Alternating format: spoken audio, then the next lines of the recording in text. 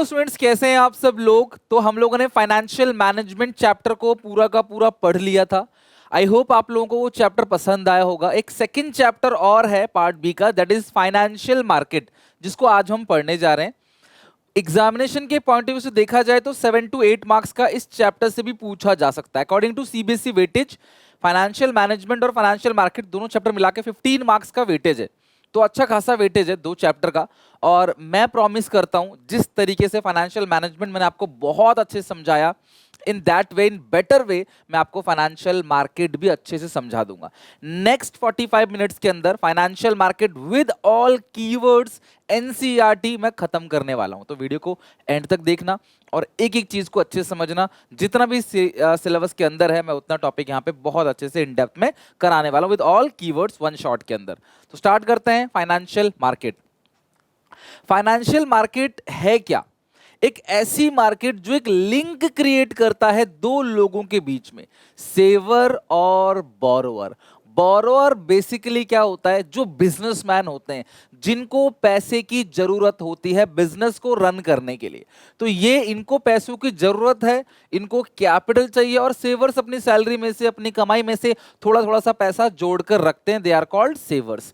तो सेवर से financial market पैसे लेगा और जो बोरोवर्स है उनको पैसे ट्रांसफर कर देगा। फाइनेंशियल मार्केट के अंदर हम जैसे लाखों सेवर्स जुड़ते हैं और अपना पैसा देते हैं, और एक मोटी रकम इकट्ठा करके फाइनेंशियल मार्केट ये पैसा बोरोवर्स को देता है। फिर उनसे जो इंटरेस्ट आता है, जो रिटर्न आता है, वो सेवर्स को मिल जाता है। तो सेवर्स का जो पैसा है वो भी प्रॉपर तरीके से यूटिलाइज हो जाता है और उसका अच्छा आउटपुट, अच्छा रिटर्न उनको मिल जाता है। तो सेवर्स और बोरोवर्स के बीच में जो लिंक क्रिएट करता है उसी को क्या बोलते हैं? Financial market. ऐसा काम बैंक भी करता है।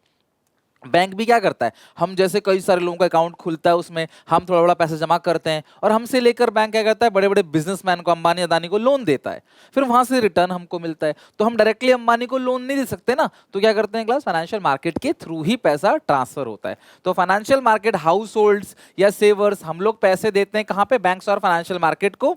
और फिर ये लोग क्या करते हैं? बैंक और फाइनेंशियल मार्केट से पैसे ले लेते हैं। तो ये जो बैंक और फाइनेंशियल मार्केट है, ये क्या है? लिंक क्रिएट करता है। So this market transfer the money or capital from those who have surplus money यानी सेवर या surplus unit to those who are need of investment यानी कि डेफिशिट यूनिट।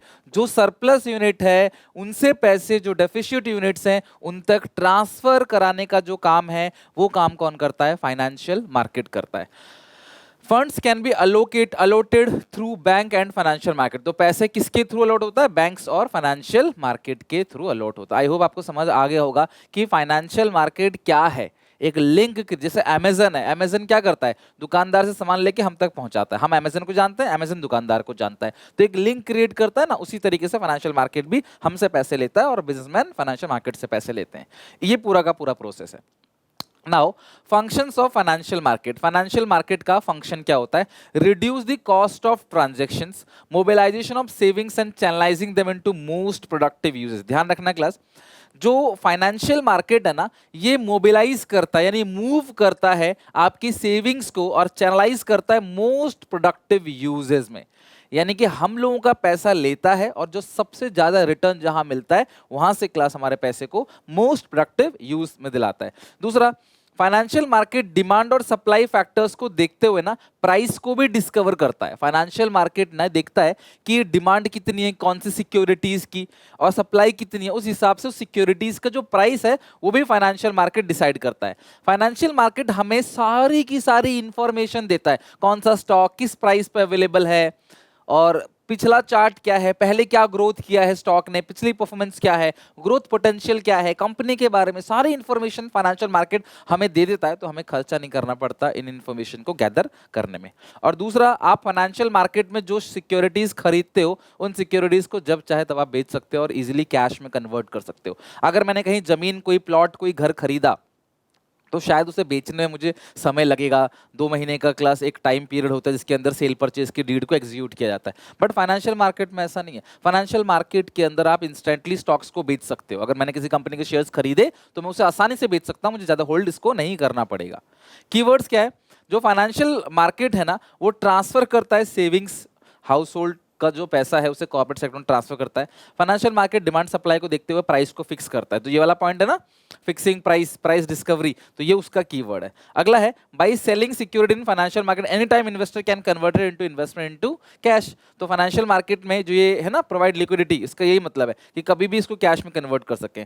और फाइनेंशियल मार्केट रेडी इंफॉर्मेशन देता है ताकि हमें और पैसा खर्च करना ना पड़े। तो ये किसका है, reduce the cost of transaction का कीवर्ड है। तो इन कीवर्ड्स को देखकर आप पहचान सकते हो फाइनेंशियल मार्केट के कौन से फंक्शंस की बात हो रही है। तो 4 फंक्शन है, कॉस्ट ऑफ ट्रांजैक्शन को कम करता है, सेविंग्स को मोबिलाइज करता है, बेस्ट जगह लगाता है, और प्राइस को डिस्कवर करता है डिमांड सप्लाई फैक्टर को देखते हुए, और आप अपने इन्वेस्टमेंट्स को कभी भी कैश में कन्वर्ट कर सकते हो। एक एक टॉपिक में तसल्ली से डीपली मैं समझा रहा हूं आपको, ताकि कहीं से भी एग्जामिन, मेरा मेन पर्पज है एग्जामिनेशन में कोई भी क्वेश्चन आए तो आप इस लायक हो कि आप उसे अटेंड कर सको, और सीयूईटी में जो भी एमसीक्यू आए उसे आप कर सको। इसलिए मैंने एनसीईआरटी के नोट्स भी यहीं डाल दिए। जिस लाइन से उठ के डायरेक्टली सीयूईटी में क्वेश्चन आता है, सीनियर से पूछना, एनसीईआरटी से उठ के सीधा सीधा वर्ड आ जाता है, तो वही है। A financial market is a market for the creation and exchange of financial asset. तो कौन सी ऐसी मार्केट है जो क्रिएशन एंड एक्सचेंज करता है फाइनेंशियल एसेट का, उस मार्केट को बोलते हैं financial market according to NCERT. Line ध्यान रखना है, लाइन आ सकता है ट्रू फॉल्स में भी आ सकता है और एमसीक्यू में भी आ सकता है। True falls in the sense की 4 स्टेटमेंट दे देगा, बोलेगा बताओ इनमें से कौन कौन सी स्टेटमेंट्स ट्रू है। ऑप्शन ए रहेगा पहला और दूसरा, ऑप्शन बी रहेगा पहला दूसरा तीसरा, ऑप्शन सी रहेगा तीसरा चौथा, ऑप्शन 4 रहेगा 1 2 3 4 ऑल करेक्ट। इस तरीके से आपको क्वेश्चन आता है सीयूईटी के अंदर, इवन 12th में भी आ सकता है, तो गेट रेडी फॉर दैट। अच्छा, तो अभी हम लोग जो फंक्शंस पढ़ रहे हैं थोड़ा सा और डिटेल में आते हैं फंक्शंस को। तो सबसे पहला फंक्शन क्या है, मैंने बता दिया आपको, mobilisation of savings and channelising them into most productive uses. तो it facilitate the transfer of savings from savers to investor. ये लाइन ध्यान रखना, ये क्या करता है, ट्रांसफर करता है पैसे को, कहां से, जो सेवर्स है वहां से लेकर कहां तक, इन्वेस्टर्स तक। दूसरा, इट फैसिलिटेट्स प्राइस डिस्कवरी। ये प्राइस डिस्कवरी यानी डिमांड सप्लाई के फैक्टर देखते हुए प्राइस डिसाइड करता है। Provide liquidity to financial asset, you can easily, जब आप class you can easily sell and purchase of financial assets from financial market। Financial market में आप आसानी से इसको सेल और परचेज कर सकते हो, आराम से इसको बेच सकते हो, खरीद सकते हो। और holder of assets can readily sell their financial assets through the mechanism of the financial market. तो फाइनेंशियल मार्केट के थ्रू आप इजीली उसको क्या कर सकते हो, शेयर्स को खरीद और बेच सकते हो। Reduce the cost of transactions, NCERT क्या कहता है, it help to save time, effort and money. Time भी, एफर्ट भी और मनी भी सेव करता है, that both buyer seller of a financial asset would have otherwise spend to try and find each other. तो देखो, अगर बायर है, अगर मान लो मुझे कोई चीज बेचनी है, तो मैं ढूंढूंगा कहाँ है सेलर, कहाँ है सेलर, कितना टाइम एनर्जी वेस्ट होगा। इसीलिए क्लास ये फाइनेंशियल मार्केट क्या करता है, तो हमें दे दो, हम सेलर को ढूंढ के दे देंगे। यानी कि एक मिडलमैन की तरह काम करता है, आपको बायर को सेलर को और सेलर को बायर को ढूंढने में हेल्प, कोई मतलब टाइम वेस्ट नहीं होगा, वो आराम से। जैसे मान लो मुझे इलेक्ट्रॉनिक का कोई सामान खरीदना है, तो मैं कहाँ ढूंढूंगा, जगह जगह जाके, मैं अमेजन पे सर्च करता हूँ, अमेजन मुझे दिला देता है, और अमेजन क्या करता है, उससे खरीद के लेके मुझे बेच देता है। तो ये मेरा टाइम बचाता है ना, मेरी एनर्जी बचाता है। सिमिलरली फाइनेंशियल मार्केट जो है, बायर्स और सेलर्स को फाइनेंशियल एसेट्स की खरीद बेच में काफी टाइम, एनर्जी जो है, पैसा बचाता है। ठीक है, तो ये रिड्यूस करता है कॉस्ट ऑफ ट्रांजैक्शन। तो ये 4 पॉइंट ध्यान रखना, फंक्शंस ऑफ फाइनेंशियल। देखो डिटेल मैंने आपको यहाँ भी समझा दिया क्लास इन शॉर्ट में, और यहाँ भी मैंने आपको डिटेल में समझा दिया। 4 के 4 फंक्शंस किसके फंक्शंस हैं, फाइनेंशियल मार्केट के। मोबिलाइज करना, प्राइस को डिस्कवर करना, लिक्विडिटी और कॉस्ट ऑफ ट्रांजेक्शन्स को कम करना। और इनके कीवर्ड्स भी मैंने आपको बताया, ये एनसीईआरटी कीवर्ड्स हैं और ये नॉर्मल कीवर्ड्स अलग अलग किताबों में, जहाँ भी आप जो भी पूनम गांधी पढ़ रहे हो या सुभाष देव पढ़ रहे हो, जो भी आप किताब पढ़ रहे हो ना क्लास, आपको सारी की सारी चीज निचोड़ के यहाँ पे 1 शॉट रिविजन करवा रहा हूँ। चलो सर, फाइनेंशियल मार्केट समझ आ गया, फाइनेंशियल मार्केट के फंक्शन समझ आ गए, 4 फंक्शंस दिमाग में ध्यान रखना। Next, there are 2 types of financial market. तो सबसे पहला है मनी मार्केट और दूसरा है capital market. Financial market are of 2 types. Money market जो होता है वो शॉर्ट टर्म के लिए होता है, मनी मार्केट वर्किंग कैपिटल की रिक्वायरमेंट के लिए होता है, और इंस्ट्रूमेंट ऑफ मनी मार्केट को नियर मनी भी बोलते हैं। जबकि कैपिटल मार्केट होता है लॉन्ग टर्म और मीडियम टर्म फंड्स के लिए, और ये फिक्स कैपिटल की रिक्वायरमेंट के लिए होता है। कुल मिला के मनी मार्केट और कैपिटल मार्केट 2 टाइप के फाइनेंशियल मार्केट है। अगर मुझे शॉर्ट टर्म में पैसा चाहिए तो मैं कहाँ जाऊंगा, मनी मार्केट में, और मुझे लंबे समय के लिए पैसा चाहिए तो कहाँ जाऊंगा? कैपिटल मार्केट में। मुझे स्टॉक खरीदना है, रॉ मटेरियल खरीदना है, क्रेडिटर्स की पेमेंट करनी है, सैलरी देनी है, तो मैं कहाँ जाऊंगा? उसके पैसे मांगने के लिए मनी मार्केट में। लेकिन मुझे बड़ी यूनिट खरीदनी है, बड़ा प्लांट मशीनरी खरीदना है, तो मैं कहाँ जाऊंगा? Capital market. यानी कि जो फिक्स एसेट है उसको खरीदने के लिए लंबा समय के लिए मुझे पैसे चाहिए और बहुत मोटी रकम चाहिए, तो मैं कहाँ जाऊंगा? कैपिटल मार्केट में। और अगर मुझे कम समय के लिए चाहिए, छोटे समय के लिए चाहिए, छोटे काम के लिए, तो मैं कहाँ जाऊंगा? मनी मार्केट में। डिटेल में समझते हैं मनी मार्केट क्या है। It is a market for short term funds which means for use a period of to 1 year. It is the source of finance for working capital. Money market has no fixed geographical location. These are low risk, high liquid and unsecured. Risk कम है, liquidity ज्यादा है और unsecured है, मतलब secure नहीं है, ठीक है। तभी तो लो रिस्क है ना। एनसीईआरटी क्या कहता है मनी मार्केट के बारे में? These assets are close substitute for money. Money जैसा ही है, जैसा मनी होता है ना, ये कुछ कुछ वैसा ही है।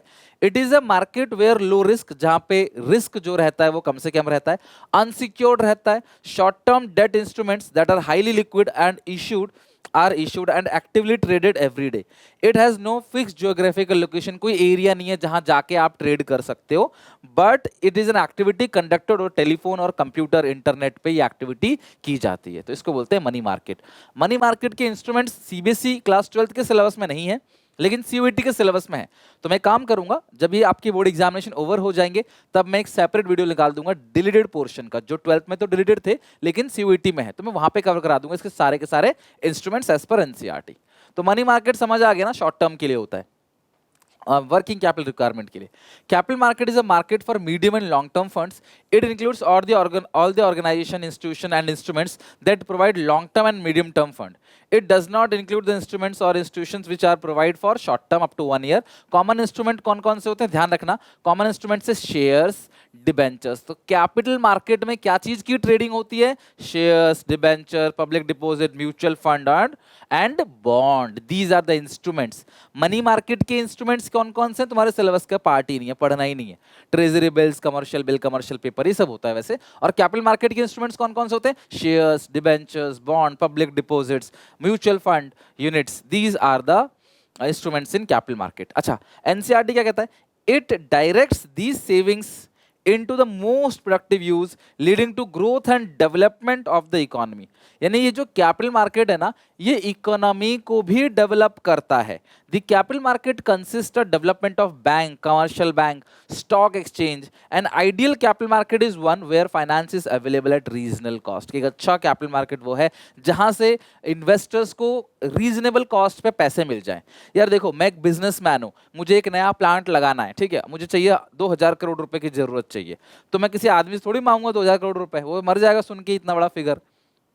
लेकिन कई सारे लोगों ने थोड़ा थोड़ा पैसा जुटा के बैंक को दे रखा है, बैंक के पास 5000 करोड़ रुपए है, मैंने बोला बैंक मुझे 2000 करोड़ रुपए दे दो, मैं आपको अच्छा पैसा रिटर्न दे दूंगा और अपने इन्वेस्टमेंट फैक्ट्री खोलूंगा, वहां पे लोगों को रोजगार ही मिलेगा, देश के अंदर की जीडीपी बढ़ेगी, टैक्सेस बढ़ेगा, सड़क का विकास होगा, वहां पे बिजली पानी की व्यवस्था मिलेगी, मार्केट डेवलप होगा, बैंक खोलेंगे, देश का तो फायदा है ना। और मैं जो बिजनेस करूंगा उससे मैं रिटर्न दूंगा बैंक को, और बैंक वो क्या करेगा? इन्वेस्टर्स को लौटा देगा। तो बताओ इसमें किसका नुकसान है? किसी का नहीं, सबका ही फायदा है। इन्वेस्टर्स को भी अच्छा पैसा मिल गया सस्ते रेट पे, और जो सेवर्स यूनिट है यानी जो पब्लिक है, आम जनता है, उनको भी अच्छा रिटर्न मिल गया, सरकार को भी टैक्सेस मिल गया, लोगों को वहां पे काम मिल गया, और सबका फायदा है कि नहीं। तो ये जो है इकोनॉमी को ग्रो करने में भी क्या करता है? हेल्प करता है। नेचर और फीचर्स ऑफ कैपिटल मार्केट। तो जो कैपिटल मार्केट है ना, वो लिंक क्रिएट करता है किसमें? सेवर्स और इन्वेस्टमेंट्स अपॉर्चुनिटी में। Capital market is a crucial link between savings and investment process. Deal in long term, capital market long term investment deal करता है, जो लंबे समय के लिए होता है। इंटरमीडियरीज, जो अगर तुम्हें कैपिटल मार्केट से पैसे उठाने या फिर तुम्हें इन्वेस्ट करना है तो तुम्हें ब्रोकर लगेगा ही लगेगा। यानी कि शेयर्स अगर आप खरीदोगे बेचोगे तो बीच में भैया ब्रोकर तो लगेगा ही लगेगा। Capital market make use of different intermediaries such as broker, underwriter, depository, etc. These intermediaries act as a working organ of capital market and are very important element of capital market. तो अगर मुझे किसी company के shares खरीदने हैं तो मैं brokers के थ्रू ही खरीद पाऊंगा, मैं डायरेक्टली किसी को देके शेयर्स नहीं खरीद पाऊंगा, ठीक है। अगला है determination of capital formation, the activity of capital market determine the rate of capital formation, यानी कि ये इन्वेस्टमेंट को बढ़ावा देता है देश में। Capital market offer attractive opportunity to those who have surplus fund so that they invest more and more in capital market and encourage to save more profitable opportunity. तो जो कैपिटल मार्केट है ना, लोगों को लुभावने ऑफर देता है कि आओ आओ हमारे पास पैसे दो, हमारे यहाँ इन्वेस्ट करो, हम आपको अच्छे रिटर्न देंगे। जैसे अगर आप किसी बैंक में जाओगे ना एफडी कराने, तो बैंक बोलेगा अरे सर आप एफडी क्यों करा रहे हो, उससे अच्छा तो आप यहाँ पे पैसा लगाओ, यहाँ रिटर्न ज्यादा मिलेगा आपको। तो आपको अट्रैक्टिव ऑफर देंगे ताकि अपना पैसा आप बैंक को दो, फिर बैंक ही समझ लो फाइनेंशियल मार्केट है, वो पैसा क्या करेगा, बड़े बड़े बिजनेसमैन को देगा अच्छे रेट पे। समझ रहे हो। Government rules regulations, the capital market operate freely but under the guidance of the government policy. These market functions within the framework of government rules and regulation. Example, stock exchange work under the regulation of SEBI which is a government body. तो Security Exchange Board of India stock market का regulator है। तो आप सरकार जो capital market है उस पर सरकार की नज़र भी है, तो ऐसा नहीं है कि आम जनता का पैसा डूब जाएगा, तो सेफ्टी देता है ट्रांजेक्शंस की। तो ये है class features of capital market. अब आपको बताया money market for short term, capital market for medium and long term. अब capital market are further classified into two types of market, primary market और सेकेंडरी मार्केट। मुझे shares खरीदने हैं, मैं सीधे गया कंपनी के अंदर, जब कंपनी ने अपना आईपीओ लॉन्च किया, कंपनी के पास में गया, कंपनी को पैसे दी, कंपनी से मैं शेयर खरीद के ले आया। दिस इज कॉल्ड, जो शेयर्स मैंने खरीदे वो प्राइमरी मार्केट से खरीदे हैं, जहां पे फर्स्ट हैंड सिक्योरिटी, पहली बार जब कंपनी ने अपना इनिशियल पब्लिक ऑफर निकाला तब मैंने शेयर्स खरीदे, तो मैं कंपनी का क्लास एक तरह से फर्स्ट अलॉटी हो गया। अब मेरे पास तो शेयर्स आ गए, मैं क्या करूंगा शेयर्स का, मैं आगे रेट बढ़ेंगे तो किसी को बेचूंगा, तो मैं किसको बेचूंगा, अपने दोस्त को, वो बेचेगा अपने रिश्तेदार को, वो बेचेगा अपने भाई बहन को, कोई बेचेगा अपने किसी रिलेटिव को। तो ये जो सारा ट्रांजेक्शन्स हो रहा है, सारा ट्रेड हो रहा है, वो किस मार्केट में हो रहा है, सेकेंडरी मार्केट में। इसी को बोलते हैं स्टॉक एक्सचेंज, ठीक है, जहां से आप शेयर्स खरीद बेच करते हो बेसिकली। तो जो क्लासिफिकेशन है वो प्राइमरी मार्केट को बोलते हैं न्यू इशू मार्केट, यहां फर्स्ट हैंड सिक्योरिटीज को खरीदा बेचा जाता है, यहां पे कंपनी शेयर इशू करते हैं इन्वेस्टर्स को, यहां पे एक इन्वेस्टर लेने के बाद वो दूसरे इन्वेस्टर्स को, तीसरे इन्वेस्टर को बेचता है। This is called secondary market, इसको स्टॉक एक्सचेंज ही बोलते हैं।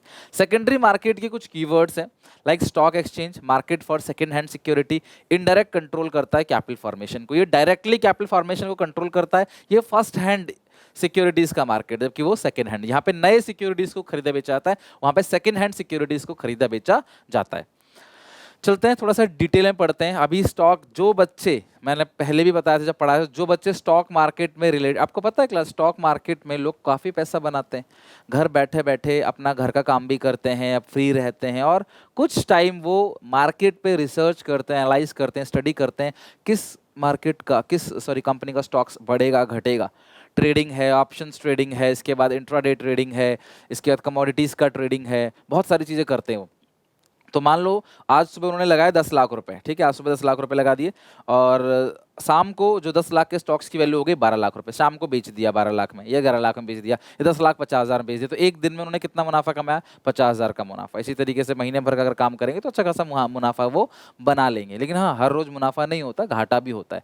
तो ये बेसिकली क्या करते हैं, मार्केट को स्टडी करते हैं और आइडिया लग जाता है इनको, पूर्वानुभूति हो जाती है, मतलब क्या कहते हैं उसको, एक तरीके से इनको लग जाता है यार कल को स्टॉक्स जो है मार्केट कहाँ जाएगा। हालांकि वो अंदाजा हमेशा सही नहीं होता है, लेकिन हाँ सही भी हो सकता है। तो ये लोग इन्वेस्ट करते हैं, रेट बढ़ते हैं तो ये बेच देते हैं, सस्ते में खरीदो महंगे में बेचो, सस्ते में खरीदो महंगे में बेचो, दैट्स इट, यही रूल होता है। तो अगर आप फ्यूचर में ये अपना ये वाला करियर चूज करना चाहते हो जो कि बहुत ट्रेंडिंग में है और बहुत अच्छा खासा पैसा लोग इसके अंदर बना रहे हैं, हाँ, बट ऐसी किसी अरे गहरे की कोचिंग वोचिंग मत लेना जहाँ कुछ पता नहीं है, बस भाई लालच दे रहे हैं पैसा बनाओ, देखो झूठे मूठा अपना दिखा देते हैं कि हमने इतना पैसा बनाया आप भी बनाओ, तो यार ये संभव नहीं है। तो ऐसी जगह स्कैम में मत फंसना कभी भी, लेकिन इसकी प्रॉपर पढ़ाई करना, अंडरस्टैंडिंग। देखो आप फ्यूचर में अगर आप कहीं भी कोई आपको लालच दे रहा है ना कि कम समय में आप बहुत ज़्यादा रिच बन जाओगे, बहुत ज़्यादा पैसे कमा लोगे, समझ जाना वो स्कैम है। समझ, उसको आप सोचते हो यार 1 महीने 2 महीने में कोई चीज़ सीख के हम लोग लखपति करोड़पति बन जाएंगे, नहीं, सालों सालों की इन्वेस्टमेंट होती है, कई ईयर्स की इन्वेस्टमेंट होती है, नॉलेज पे, पढ़ाई पे, स्टडी पे, लॉसेस झेलने पड़ेंगे तब जाके आपको नॉलेज मिलेगी। तो ये चैप्टर उन बच्चों के लिए बहुत इंपॉर्टेंट है जो फ्यूचर में स्टॉक्स का कोई मतलब ऑनलाइन ट्रेडिंग करना चाहते हैं या फिर क्लास एक इन्वेस्टर बनना चाहते हैं। तो प्राइमरी मार्केट क्या है? The primary market is also known as the new issue market. That is, new securities are issued by the company. A company can raise capital through primary market in form of equity shares, preference shares, debentures, loans and deposits. Secondary market को बोलते हैं stock exchange. The secondary market is the market for sale and purchase of previously issued or second hand security. Here securities are sold by one investors to another. Then both the investors can meet in secondary market and exchange securities for cash through intermediaries is called broker. यहाँ cash का मतलब cash नहीं देते, online transfer होता है, लेकिन वो exchange किसके थ्रू होता है? ब्रोकर्स के थ्रू. तो मैंने कंपनी से शेयर खरीदा, प्राइमरी मार्केट, फिर एक दूसरे को आपने शेयर्स बेचा, देखो ये रहा, ये सेकेंडरी मार्केट है. ये हो गया प्राइमरी मार्केट, कंपनी से सीधा लिया और फिर इसके बाद ए ने बी को बेचा, बी ने सी को बेचा, दीज आर सेकेंडरी मार्केट. देखो लिखा भी हुआ, ये रहा प्राइमरी मार्केट यहाँ से यहाँ तक, फिर इसने इसको दे दिया तो वो क्या हो गया? Secondary market. Investor A investor B को देगा, बी सी को देगा, तो ये जो एक्सचेंज चल रहा है वो सेकेंडरी मार्केट का है. एनसीईआरटी क्या कहता है सेकेंडरी मार्केट के लिए? It also provide liquidity and marketability to existing securities. Which market provide liquidity and marketability to existing security? Secondary market. ठीक है, यानी कि stock exchange. It also contributes to economic growth by channelizing the fund towards the most productive investment through the process of disinvestments and reinvestment. Investment किसी की टूटती है, फिर किसी की इन्वेस्टमेंट बनती है, फिर टूटती है, बनती है, और इस प्रोसेस के थ्रू इकोनॉमी को भी ग्रो करता है. यानी जो स्टॉक मार्केट है ना किसी भी कंट्री का, वो उसकी इकोनॉमिक मिरर है. किसी कंट्री का स्टॉक मार्केट अगर बढ़ रहा है ना, तो समझ लो क्लास इकोनॉमी भी ग्रो कर रही है. Class this is very much important, तो प्लीज इस पर टिक लगा लो इंपॉर्टेंट, और थोड़ा सा ना लर्निंग मोड पे आ जाओ, और इसके 7 के 7 पॉइंट्स एक एक करके मैं तुम्हें यहाँ पे याद कराऊंगा. बोर्ड एग्जामिनेशन के पॉइंट ऑफ व्यू से ना ये बहुत इंपॉर्टेंट है. ठीक है, ध्यान रखना. सबसे पहला, ये जो सेकेंडरी मार्केट है जिसको हम स्टॉक एक्सचेंज बोलते हैं, इसका काम क्या है, फंक्शन क्या है? तो पहला फंक्शन क्या है? ये लिक्विडिटी और मार्केट एबिलिटी, ठीक है, टू एग्जिस्टिंग सिक्योरिटीज. ठीक है, लिक्विडिटी और मार्केटेबिलिटी. तो यानी कि ये एक ऐसी मार्केट है जो आपको लिक्विडिटी प्रदान करता है. आप जब चाहो तब सिक्योरिटीज को खरीद बेच सकते हो, आपको कोई दिक्कत नहीं आएगी. तो क्या है, पढ़ते हैं जरा. A stock market is a reliable barometer to measure the economic condition of a country. Every major change in the country is reflected in the price of shares. PNB scam, corona virus, ये सारी चीजें ना stock market में shares के price को impact डालता है. Stock exchange एक इकोनॉमिक मिरर है और इसको पल्स ऑफ इकोनॉमी भी कहा जाता है. It gives investor the chance to disinvest और री इन्वेस्ट. ये कौन सा, देखो आपको ना ये जो लिखा है ना ब्लू कलर में एनसीईआरटी की लाइन, ये लाइन दे देगा और बोलेगा पहचानो कि ये कौन सा, मतलब कि कौन सा पॉइंट है. तो जो स्टॉक मार्केट है वो इन्वेस्टर्स को क्या देता है? चांस देता है कि वो डिसइन्वेस्ट करे, अपनी इन्वेस्टमेंट को तोड़े यानी बेचे, और री इन्वेस्ट मतलब खरीदे. तो खरीद बेच को आसान बनाता है. This provide both liquidity and easy marketability. Liquidity provide कराता है और इजी मार्केटेबिलिटी मतलब आसानी से क्लास आप मार्केटिंग कर सकते हो, शेयर्स को खरीद बेच सकते हो. कौन से शेयर्स को? Existing securities in the market. ये लाइन अगर लिखा आ गया, बोलेगा बताओ ये स्टॉक एक्सचेंज का कौन सा फंक्शन है, 4 हेडिंग दे देगा, तो आपको इस पर टिक करना है. It provide liquidity and marketability to existing securities. ठीक है, ये मार्केटेबिलिटी, स्पेस नहीं आएगा, मार्केटेबिलिटी. ठीक है, to existing securities. Moving to next point. Pricing of security. Price of securities are depending upon demand supply factor. तो the securities profit, जो company profitable securities में डील करती है, growth oriented कंपनी होती है, उनकी securities के प्राइस बढ़ते हैं क्योंकि उनकी डिमांड बढ़ती है. जिस चीज की डिमांड बढ़ेगी तो प्राइस क्या होगा? बढ़ेगा. Share prices on a stock exchange are determined by the forces of demand supply. तो ये कौन सा है? Fixing pricing of security. तीसरा, सेफ्टी ऑफ ट्रांजेक्शन. देखो सबसे पहला फंक्शन लिक्विडिटी और मार्केटेबिलिटी प्रोवाइड कराता है आपको स्टॉक एक्सचेंज. दूसरा, स्टॉक एक्सचेंज स्टॉक्स के प्राइस को डिसाइड करता है डिमांड सप्लाई फैक्टर्स को देखते हुए. और तीसरा, स्टॉक एक्सचेंज ना आप सेफ्टी देता है आपके ट्रांजैक्शन को. Stock market ensure that safety of transactions. Yes, only listed company securities are traded. Stock exchange के अंदर सिर्फ वही कंपनी के शेयर्स खरीदे बेचे जाते हैं जो बड़ी बड़ी कंपनियां होती हैं, जिन कंपनी का नाम होता है स्टॉक एक्सचेंज की लिस्ट में, उनको लिस्टेड कंपनियां बोलते हैं. After verifying the soundness of company, company का साउंडनेस, कंपनी के रूल्स रेगुलेशन क्या है, वो स्टॉक मार्केट के लिए फेवरेबल है कि नहीं, ये सब जानकर ही स्टॉक मार्केट में उन कंपनी को आने दिया जाता है जिनके शेयर्स आप खरीदते बेचते हो. तो आप सेफ्टी पूरी है इसके अंदर. The membership of stock exchange is well regulated and its dealing are well defined according to the existing legal framework. चौथा है contributes to economic growth. Stock market promotes savings and investment which leads to economic growth through the process of disinvestment and reinvestment. Disinvestment मतलब sale of security. Reinvestment मतलब purchase of security gets channelise into the most productive investment avenues. तो आपके पैसे को सही जगह जहां सबसे ज्यादा रिटर्न मिलता है वहां पे ट्रांसफर करने की कोशिश की जाती है स्टॉक मार्केट द्वारा। अगला है provide scope for speculation. It ensure liquidity and demand of supply of security. The stock exchange permit healthy speculation of security. Healthy speculation मतलब आप एंटिसिपेट करते हो कि यार कल को रेट बढ़ेगा तो आज कम है, आज खरीद लो, कल को महंगे में बेच पाओगे। तो अच्छी सोच से, अच्छी नियत से, कोई मैनिपुलेशन करके नहीं।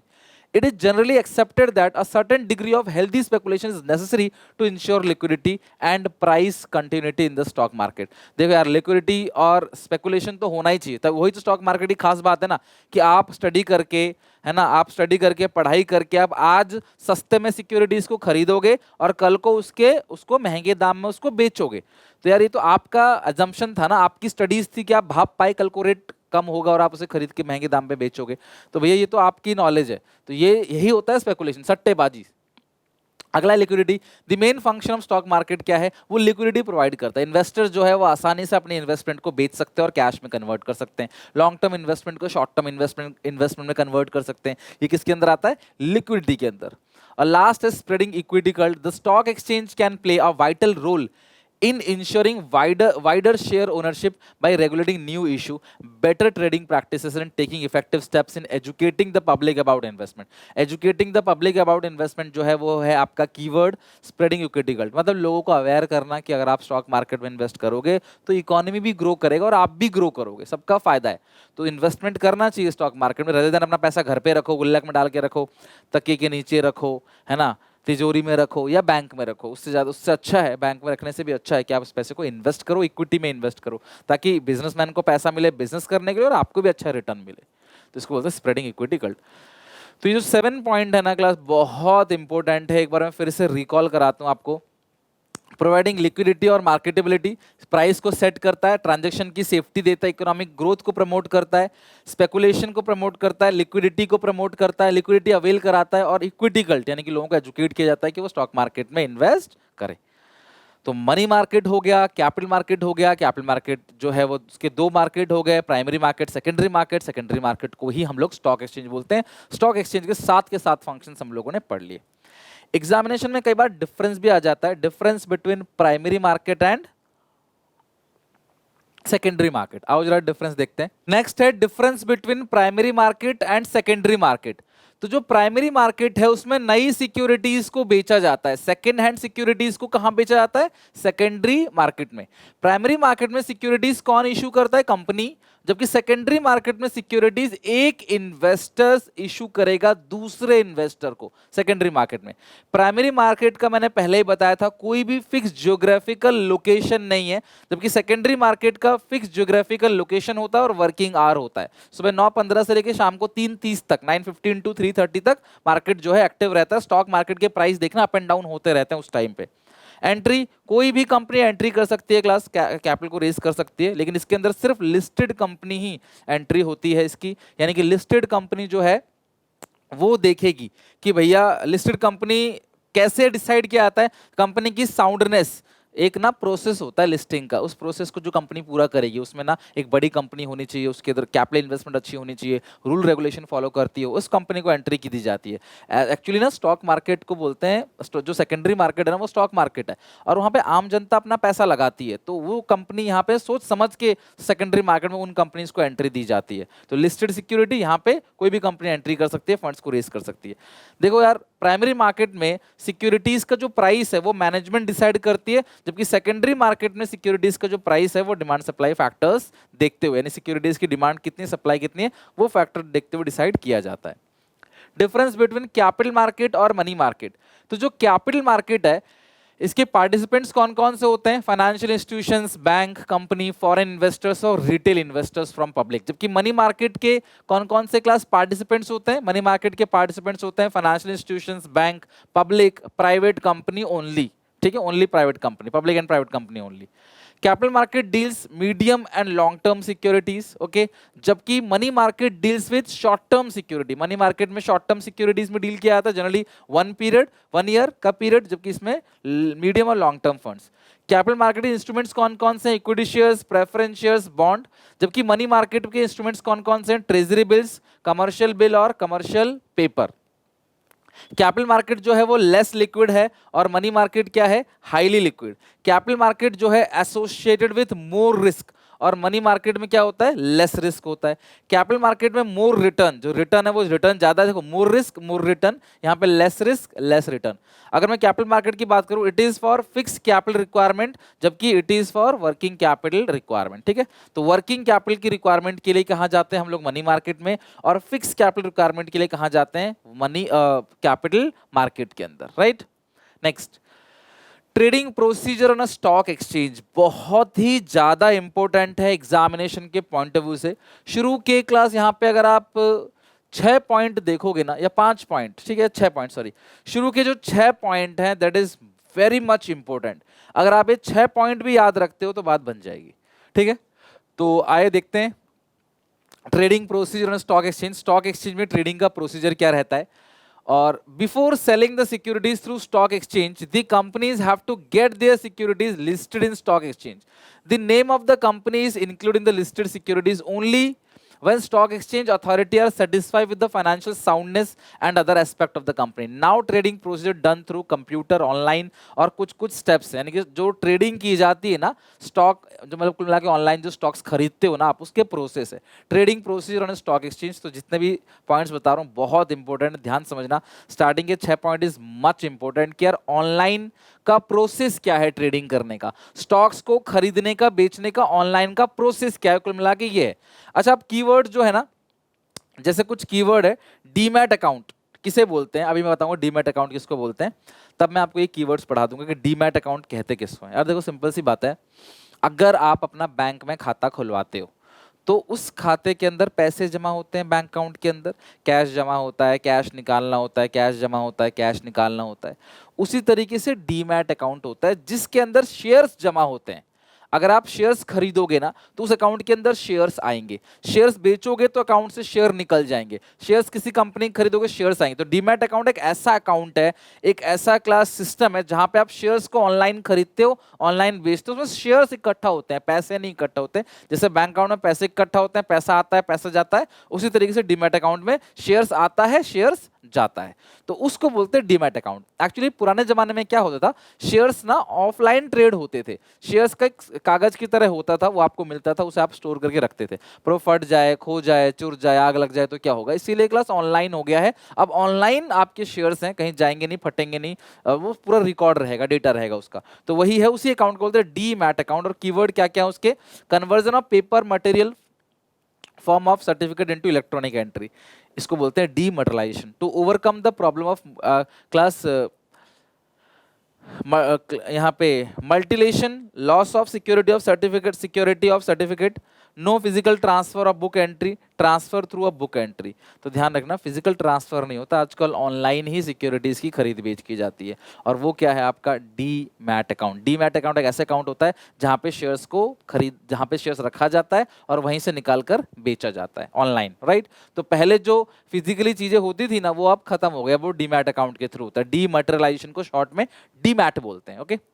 चलो, अब स्टॉक जो ट्रेडिंग करते हो, ऑनलाइन जो ट्रेडिंग होती है, स्टॉक का जो ट्रेडिंग प्रोसीजर है और स्टॉक एक्सचेंज का, वो क्या है? सेकेंडरी मार्केट से ही खरीदोगे सिक्योरिटीज को, सीधी बात है। तो ट्रेडिंग प्रोसीजर में सबसे पहला स्टेप है सिलेक्शन ऑफ ब्रोकर। मैंने आपसे पहले ही कहा था स्टॉक एक्सचेंज में बिना ब्रोकर के आप स्टॉक मार्केट में ट्रेड नहीं कर सकते, आप सिक्योरिटीज को खरीद या बेच नहीं सकते। अगर मुझे किसी कंपनी के शेयर्स को खरीदना है बेचना है तो मुझे ब्रोकर लगेगा, ब्रोकर के थ्रू। तो आप ब्रोकर को सिलेक्ट करोगे पहले। The first step is to select a broker who will buy or sell on the behalf of investors. Broker जो है वो सेबी से रजिस्टर्ड होना चाहिए। Before placing order investor has to provide, investors को कुछ डॉक्यूमेंट देने होते हैं, लाइक पैन नंबर हो गया, डेट ऑफ बर्थ और एड्रेस हो गया, उसकी एजुकेशन क्वालिफिकेशन हो गया, ऑक्यूपेशन हो गया, बैंक अकाउंट डिटेल हो गया, डिपॉजिटरी अकाउंट डिटेल हो गया, रेजिडेंशियल स्टेटस हो गया उसका, है ना। क्लाइंट का एक रजिस्ट्रेशन फॉर्म होता है, वो भरने के बाद उसका ट्रेडिंग अकाउंट जो है इन्वेस्टर का ब्रोकर खोल देगा। तो पहला पॉइंट क्या है, सिलेक्शन ऑफ अ ब्रोकर। और पैन नंबर और बैंक अकाउंट नंबर होना बहुत जरूरी है, पैन और बैंक अकाउंट नंबर, ठीक है। पैन मतलब परमानेंट अकाउंट नंबर। दूसरा होता है opening demat account with depository. तो आपका डिपॉजिटरी के पास एक डीमैट अकाउंट खुल जाएगा, ठीक है। डिपॉजिटरी के बारे में आगे बताऊंगा, दो ही डिपॉजिटरी है इंडिया के अंदर, NSDL national securities depository limited जो सबसे बड़ा है, और दूसरा है सीडीएसएल और सेंट्रल डिपॉजिटरी सर्विसेज लिमिटेड। तो ये दो डिपॉजिटरी हैं, क्या काम करते हैं बाद में बताऊंगा। लेकिन डिपॉजिटरी के पास आपका एक डीमैट अकाउंट ये खुलवा देंगे। डीमैट अकाउंट जो डिपॉजिटरी है ना, वो बेसिकली क्या करता है, सिक्योरिटीज को होल्ड करेगा। अगर आपको सेम डे खरीद बेच करना है तो नहीं करोगे डीमैट अकाउंट तो भी चलेगा, लेकिन अगर आपको सिक्योरिटीज को होल्ड करना है ना, वो होल्ड कौन करता है, डिपॉजिटरी सिक्योरिटीज को होल्ड करेगा, शेयर्स को होल्ड करेगा 2 दिन 10 दिन साल भर 10 साल तक। तो आपका यहाँ पे डीमैट अकाउंट खुलना बहुत जरूरी है। तो सबसे पहला ब्रोकर को सिलेक्ट करोगे, दूसरा डीमैट अकाउंट खोलोगे। Demat account hold securities in electronic form. तो कौन इलेक्ट्रॉनिक फॉर्म में सिक्योरिटीज को रखता है, डीमैट अकाउंट रखता है। The securities are held in form of in the form by depository. Depository कौन है, एक ऐसा इंस्टीट्यूशन है जो होल्ड करता है सिक्योरिटीज को। At present there are 2 depository, और आप डायरेक्टली डिपोजिटरी से कांटेक्ट नहीं कर सकते। आपके बीच में क्या कौन होगा, डिपोजिटरी पार्टिसिपेंट्स, यानी आप करोगे डिपोजिटरी पार्टिसिपेंट से कांटेक्ट और वो करेंगे डिपोजिटरी से contact, right. between depositor and investor, depository interact with investors through depository participants only। पता इतना आप बस जान लो कि सबसे पहले ब्रोकर सिलेक्ट करना है, फिर डीमैट अकाउंट खोलना है डिपोजिटरी के पास। डिपोजिटरी 2 है, एनएसडीएल और सीडीएसएल, ठीक है। तीसरा प्लेसिंग ऑर्डर, फिर आप ऑर्डर प्लेस करोगे। जब डिपॉजिटरी आपने सेट कर दिया तो आप ऑर्डर प्लेस करोगे। After opening the demat account the investor can place the order. आपने ऑर्डर प्लेस किया, ऑर्डर प्लेस करने के बाद match the share and best price. तो कौन सा बेस्ट शेयर्स है, उसका प्राइस क्या है, वो मैच करोगे। आपको कौन सा शेयर चाहिए, वो किस प्राइस पे आपको मिल रहा है। The broker will then go online and connect to the main stock exchange and match the share and best price available. फिर ऑर्डर प्लेस करने के बाद मैच प्राइस हो गया, प्राइस मैच करने के बाद ऑर्डर को एग्जीक्यूट किया जाएगा। When the shares can be brought or sold at the price mention, जो प्राइस मेंशन है उसमें अगर आप रेडी हो तो it will be communicated to the broker terminal and the order will be executed electronically. तो ऑर्डर को electronically execute किया जाएगा। The broker will issue trade confirmation slip. ध्यान रखना, ये सवाल आता है पेपर में 12th में, सीयूईटी में, एमसीक्यू में, कि ट्रेड कंफर्मेशन स्लिप जो है वो कौन से स्टेप में इशू किया जाता है। तो वो एग्जीक्यूटिंग ऑर्डर वाले स्टेप में ट्रेड कंफर्मेशन स्लिप इशू किया जाता है। 4 ऑप्शन होगा उसमें से इस वाले पे टिक करना है, एग्जीक्यूटिंग ऑर्डर। तो वहां पे एक ट्रेड कंफर्मेशन स्लिप इशू कर दी जाएगा। फिर issue contract note. After the trade has been executed 24 घंटे के अंदर ब्रोकर क्या करेगा क्लास, कॉन्ट्रैक्ट नोट इशू कर देगा। कॉन्ट्रैक्ट नोट 24 घंटे के अंदर इशू करेगा। इस कॉन्ट्रैक्ट नोट के अंदर कितने शेयर्स, किस टाइम पे, कौन सी कंपनी के, किस प्राइस पे खरीदे ना, सब कुछ लिखा रहेगा। यही कॉन्ट्रैक्ट नोट ना कल को लीगल एविडेंस की तरह काम करेगा। कल को डिस्प्यूट हो गया ना तो ये कॉन्ट्रैक्ट नोट ही सबूत होगा कि हाँ जी आपने इतने शेयर्स इतने प्राइस में खरीदे थे। तो ध्यान रखना, ऐसे कीवर्ड आता है कि कौन सा एक लीगल डॉक्यूमेंट है, लीगल क्लास एविडेंस है जो शेयर होल्डर दिखा सकता है, तो वो क्या है, कॉन्ट्रैक्ट नोट। फिर delivery of shares and making payment. तो आपको 6 पॉइंट पहले समझाता हूं। ब्रोकर को सिलेक्ट किया, लाइन बाय लाइन करना है, इसको चेंज नहीं कर सकते, ये प्रोसेस है। स्टॉक एक्सचेंज का ट्रेडिंग प्रोसीजर, और प्रोसीजर को स्टेप बाय स्टेप दिखाना होता है।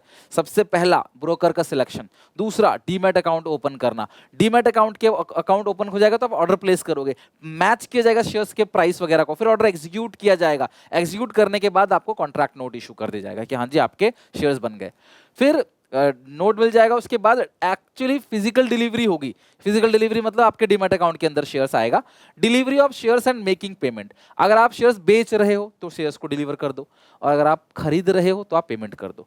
Now the investor has to deliver the share sold. अगर आपने शेयर्स बेचा है तो डिलीवर करो, और पे cash for the shares bot. खरीदा है तो कैश पे करो। This should be done immediately after receiving the contract note. तो क्लास ये आप इमीडिएटली करोगे कॉन्ट्रैक्ट नोट मिलने के बाद, और before the day when broker shall make payment or delivery of shares to the exchange, this is called pay in day। मैं समझाता हूँ क्या होता है पे इन डे। देखो, इन्वेस्टर्स 1 ने पैसा दिया किसको क्लास, ब्रोकर 1 को, और इन्वेस्टर 2 का, देखो हर कोई, चाहे आप खरीद रहे हो चाहे बेच रहे हो, आपको ब्रोकर लगेगा। तो इन्वेस्टर 1 मान लो खरीद रहा है या बेच रहा है, कुछ भी कर रहा है, उसका ब्रोकर 1 हो गया। इन्वेस्टर 2 मान लो खरीद रहा है बेच रहा है कोई भी हो रहा है, उसका ब्रोकर 2 है।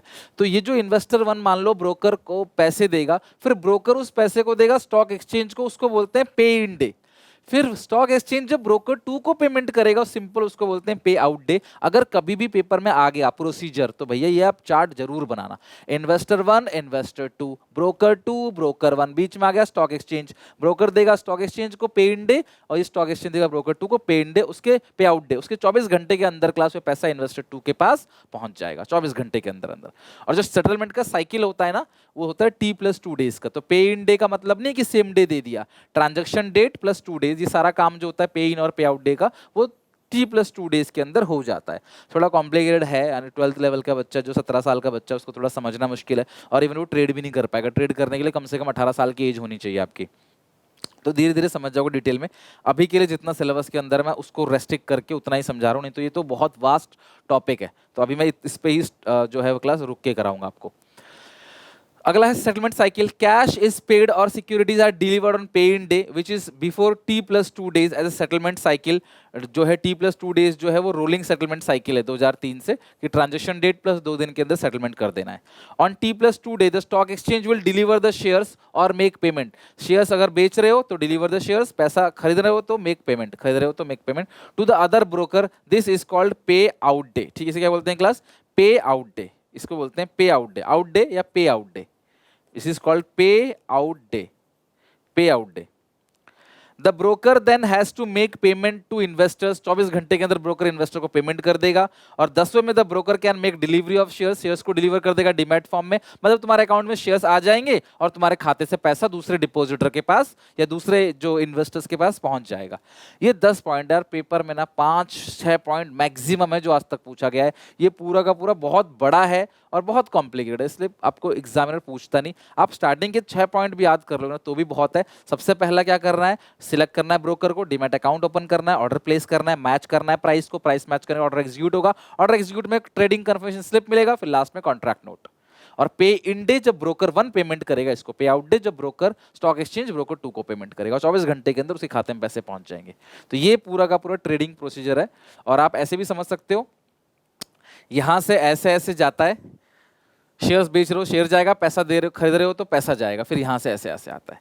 तो बिल्कुल सिम आप ये वाला चार्ट ही बना सकते हो, सिंपल फ्लो ऑफ फंड्स और फ्लो ऑफ शेयर्स। देख लो, बिल्कुल बिल्कुल सिंपल भाषा में, दोनों ब्रोकर बीच में stock Exchange.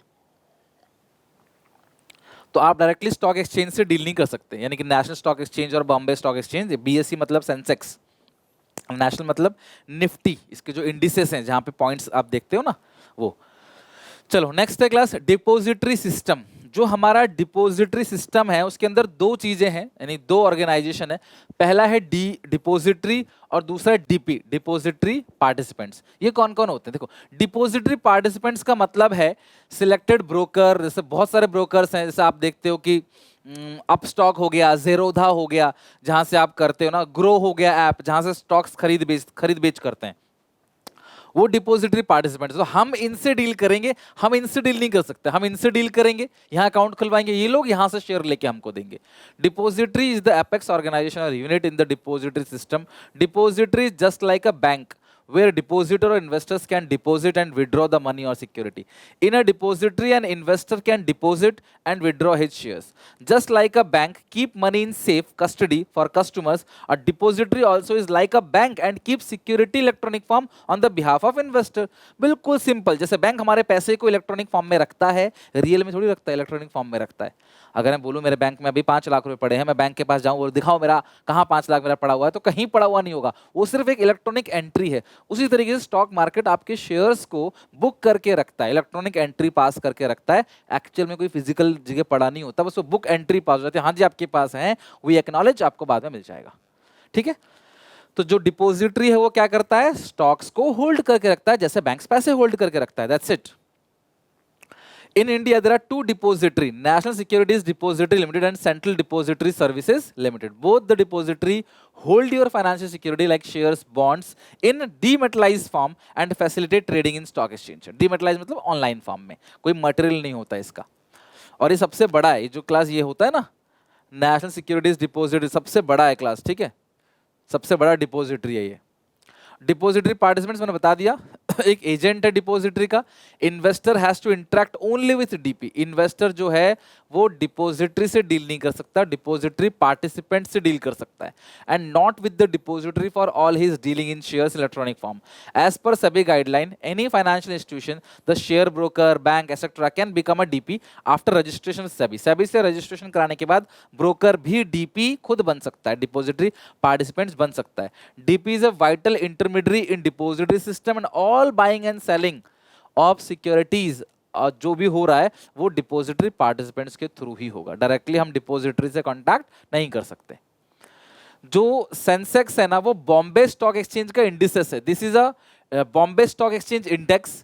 It is calculated by the taking price 30 stocks. जो 30 स्टॉक्स है ना उनके जो टॉप 30 स्टॉक्स होते हैं उनको उनके प्राइस को लेकर उनकी परफॉर्मेंस को लेकर देखा जाता है स्टॉक मार्केट अप है या डाउन है।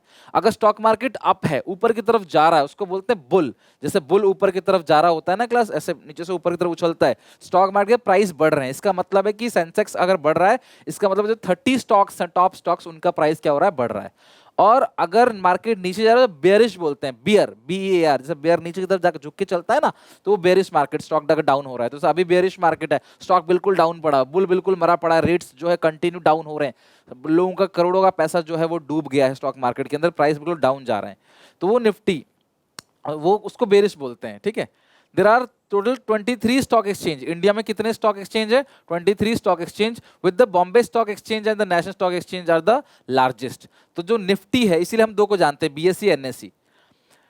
निफ्टी क्या है? नेशनल स्टॉक एक्सचेंज इंडेक्स है। इसमें 50% की स्टॉक, जितने भी national Stock exchange of India में स्टॉक्स रजिस्टर्ड हैं उनकी 50% स्टॉक को लेकर इसका इंडिसेस डिसाइड किया जाता है।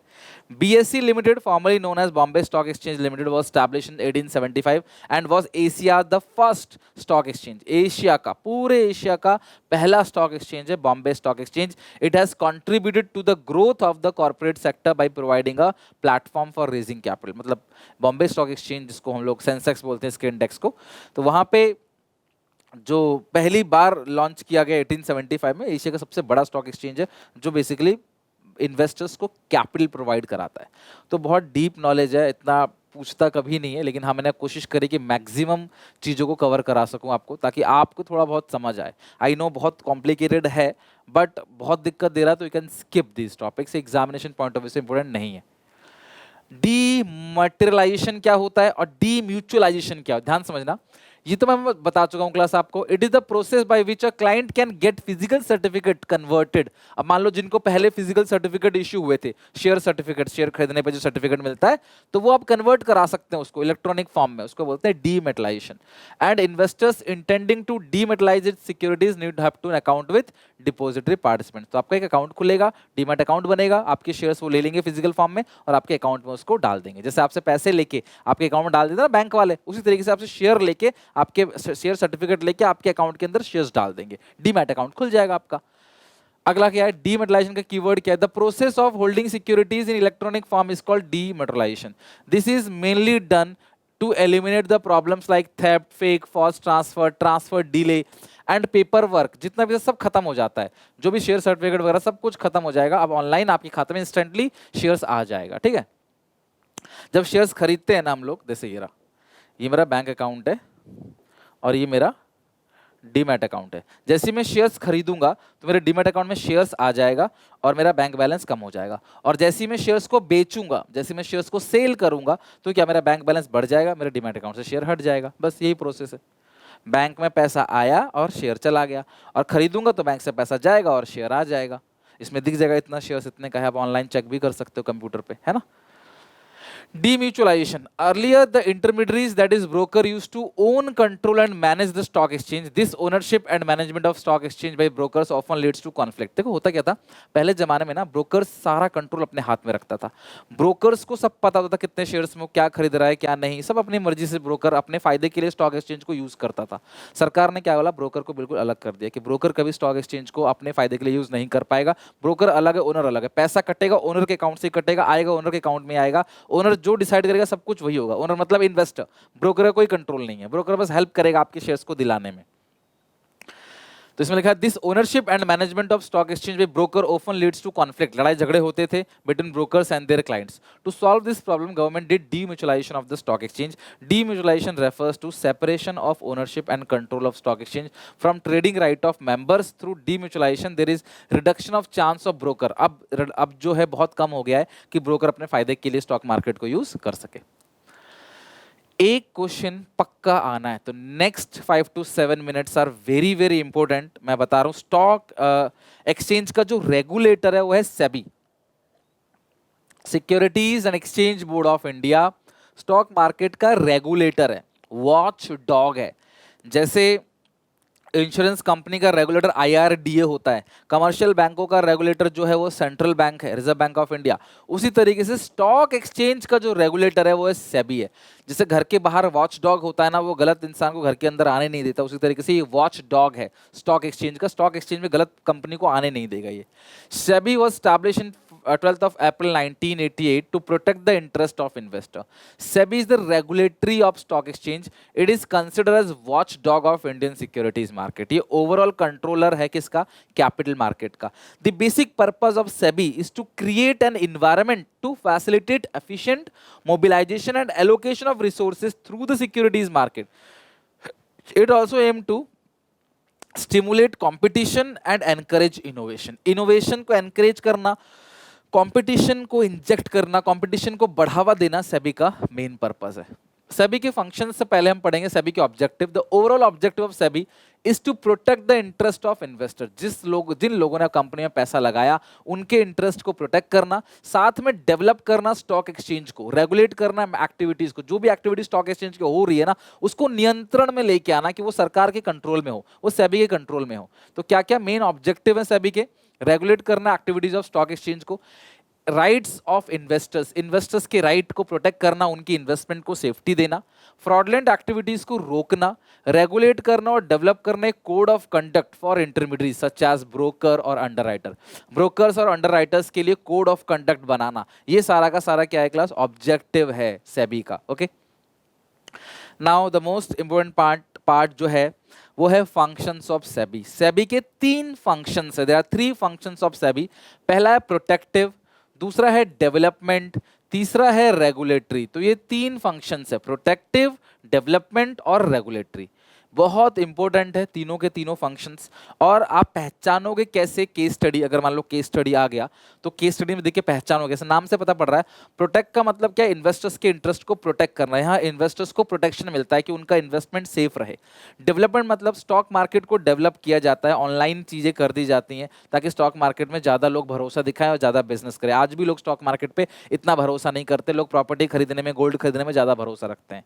अगला है रेगुलेटरी फंक्शन, रूल्स रेगुलेशन बनाना. रेगुलेटरी मतलब नियंत्रण रखना, रूल रेगुलेशन बनाना, कोई गलत इंसान ना घुस जाए. पेनाल्टी लगाना, जहां पेनाल्टी लगाने की बात होगी ना, पनिशमेंट देने की बात होगी, वो रेगुलेटरी. जहां डेवलपमेंट करने की बात होगी, स्टॉक मार्केट को ग्रो करने की बात होगी, वो डेवलपमेंट. और जहां पे इन्वेस्टर्स के इंटरेस्ट को प्रोटेक्ट करने की बात होगी, वो होगा प्रोटेक्टिव फंक्शन. तो ये 3 फंक्शंस हैं. एक एक करके डिटेल में एज पर एनसीईआरटी करा रहा हूं, क्योंकि क्या पता ऑप्शन आ जाए कोई और वो ऑप्शन कॉन्ट्राडिक्ट हो आपकी रिफ्रेशर की बुक से. इसीलिए एग्जामिनर आंसर वही चूज करता है, वही देता है आंसर की में जो एनसीईआरटी का आंसर हो. तो मैंने एग्जैक्ट एनसीईआरटी की लाइंस ली हैं यहाँ पे, बहुत हेल्पफुल रहेगा ये. बहुत पूरे के पूरे चैप्टर में सबसे इंपॉर्टेंट पार्ट यही है.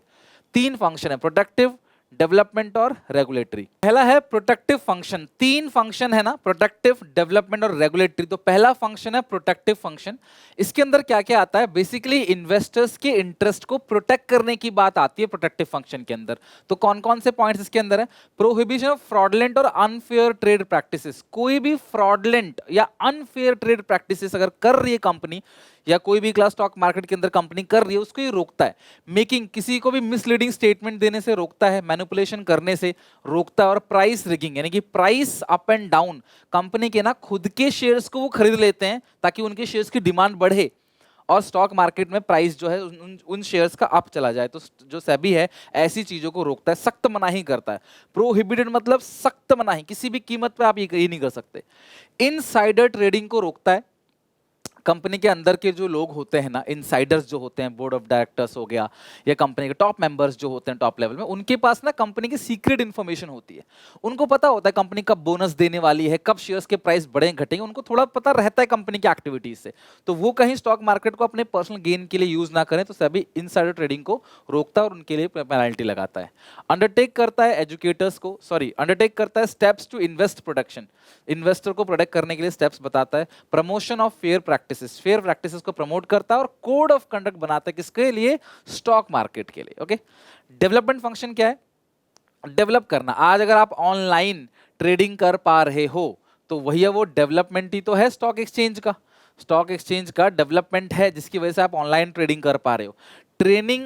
ट्रेनिंग देता है स्टॉक एक्सचेंज, जितने भी इंटरमीडियरीज है ना भैया, उनको ट्रेनिंग देता है। Security exchange board of India क्या करता है? ट्रेनिंग देता है ब्रोकर्स को। कंडक्ट करता है रिसर्च, सभी रिसर्च कंडक्ट करेगा, इंफॉर्मेशन को पब्लिश करेगा। जितने भी मार्केट पार्टिसिपेंट्स है ना, उन सबको इंफॉर्मेशन देता है, चाहे वो ब्रोकर हो, चाहे वो इन्वेस्टर्स हो, हर किसी को, बायर हो, सेलर हो, हर किसी को ये मार्केट की पूरी इंफॉर्मेशन देता है SEBI. SEBI undertaking measures to develop the capital market को डेवलप करेगा। फ्लेक्सिबल अप्रोच, इनकी एक अप्रोच होती है, उसका नाम है फ्लेक्सिबल अप्रोच। उस अप्रोच को लेके जो ये कैपिटल मार्केट है उसको डेवलप करता है, ऑनलाइन ट्रेडिंग को प्रमोट करता है। कुल मिला के स्टॉक मार्केट डेवलप हो, चीजों को बेहतर तरीके से। भी पुराने स्टॉक मार्केट में 50 साल पहले और आपके स्टॉक मार्केट में बहुत फर्क है, तो स्टॉक मार्केट ने क्या करता है? डेवलप करता है खुद को। तो सेबी जो है उसमें हेल्प करेगा। सेबी का एक और फंक्शन है रेगुलेटरी फंक्शन, नियंत्रण रखना, पेनाल्टीज लगाना, है ना। तो इसका मेन काम क्या क्या है सेबी का? रजिस्ट्रेशन कराना ब्रोकर्स का और सब ब्रोकर्स का and other players in market. जितने भी ब्रोकर्स हैं, सब ब्रोकर्स हैं और जो भी अदर प्लेयर्स हैं मार्केट के, उन सब का रजिस्ट्रेशन कराना। Registration of collective investment schemes और म्यूचुअल फंड का रजिस्टर, जो म्यूचुअल फंड है और जो इन्वेस्टमेंट स्कीम्स उनको रजिस्टर्ड करना कि म्यूचुअल फंड कंपनी क्या कर रही है, क्या नहीं कर रही, सब पे नजर रखना। Regulation of stock broker, portfolio exchanges, underwriter और मर्चेंट बैंकर और business stock exchanges and the business in stock exchanges and other securities in market. कुल मिला के स्टॉक एक्सचेंज में जितने भी बिजनेस हो रहे हैं, चाहे वो अंडरराइटर्स हो, चाहे वो पोर्टफोलियो एक्सचेंज हो, स्टॉक ब्रोकर हो, मर्चेंट बैंकर्स हो, सब पे नजर रखना, रेगुलेट करना सबको। Regulation of take over bids by company. एक कंपनी अगर दूसरी कंपनी को खरीदती है तो बिना सेबी से परमिशन लिए कंपनी दूसरी कंपनी को नहीं खरीद पाएगी, क्योंकि एक कंपनी के स्टॉक जो शेयर होल्डर्स हैं वो दूसरी कंपनी के शेयर होल्डर्स बनने वाले हैं इस खरीद बेच में, तो भैया बिना सेबी की परमिशन लिए तो वो नहीं कर पाओगे आप। Calling for information by using, taking inspection, conducting inquiry बिठाता है स्टॉक एक्सचेंज की, ऑडिट कराता है स्टॉक एक्सचेंज की, और ब्रोकर्स की भी ऑडिट होती है कि ब्रोकर कोई गलत काम तो नहीं कर रहा, वो भी चेक होता है। लेविंग फी लगाता है या फिर अदर चार्जेस लगाएगा for the purpose of this act. गलत करोगे तो कुछ फीस भी है और कहीं जगह चार्जेस भी हैं। Performing and exercising such power under stock securities contract regulation act 1956 as may delegated by the government of India. तो ये जो भी सिक्योरिटीज कॉन्ट्रैक्ट एक्ट है उसके अकॉर्डिंग भी ये फाइन पेनल्टी लगाता है और नजर रखता है सारे के सारे एलिमेंट, जितने भी स्टॉक मार्केट के एलिमेंट्स है ना, सब पे नजर रखता है। कुल मिलाकर रेगुलेट मतलब सब पे नियंत्रण रखना। तो ये तीनों जो फंक्शंस हैं थोड़ा सा टफ है इनको याद करना, लेकिन मेन पर्पस ध्यान रखना, ये फाइन पेनल्टी लगाता है, रेगुलेट करता है, ये डेवलप करता है और ये क्या करता है? प्रोटेक्शन देता है। ठीक है, ये तीनों के तीनों पॉइंट बहुत इंपॉर्टेंट है।